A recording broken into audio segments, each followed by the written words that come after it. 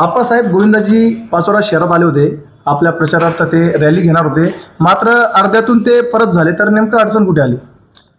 नाही, मी तर पहिल्यांदा त्यांना मनापासून धन्यवाद देतो, त्यांचे आभार मानतो की त्यांची मुक्ताईनगर आणि बोदवडमध्ये पहिल्यांदा रॅली झाली आणि त्या रॅलीमध्ये त्यांच्या पायाला पहिले गोळी लागलेली होती. त्या गोळी लागलेल्याच्या ठिकाणीच पुन्हा त्या बोदवडमध्ये त्यांच्या पायाला इजा झाली.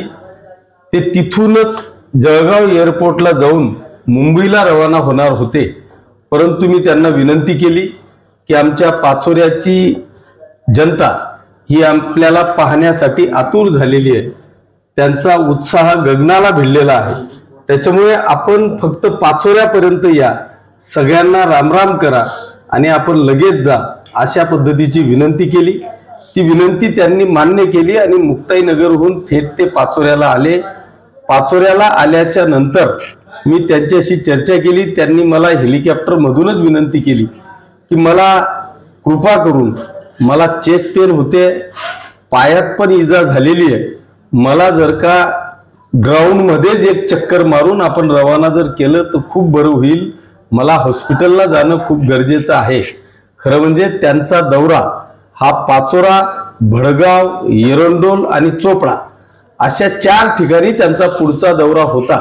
परंतु दुर्दैवाने त्यांच्या छातीत पेन झाल्यामुळे आपणही त्यांना जास्त फोर्स करणं चुकीचं होतं, कारण शेवटी ते एक हिरो आहे, त्यांना त्यांच्या जीवाची काळजी आहे, आपल्याला देखील त्यांची काळजी घेणं गरजेचं होतं.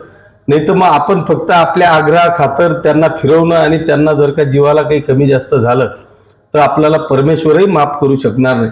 म्हणून मी जास्त आग्रह न करता त्यांना फक्त माझ्या आग्रहास्तव ते 10-15 मिनिटं आले. छत्रपती संभाजी महाराज चौकाजवळच आपण राऊंड मारला आणि ते लगेच 10 मिनिटात हेलिकॉप्टरमध्ये बसून आणि रवाना झाले. त्याच्यामुळे मी त्यांना मनापासून धन्यवाद देईल की निदान तब्येतीची परिस्थिती अशी असताना सुद्धा माझ्या आग्रहास्तव ते पाचोऱ्याला आले आणि पाचोऱ्याच्या जनतेला अभिवादन करून मला शुभेच्छा देऊन गेले. त्याबद्दल मी त्यांचे मनापासून आभार मानतो, धन्यवाद देतो.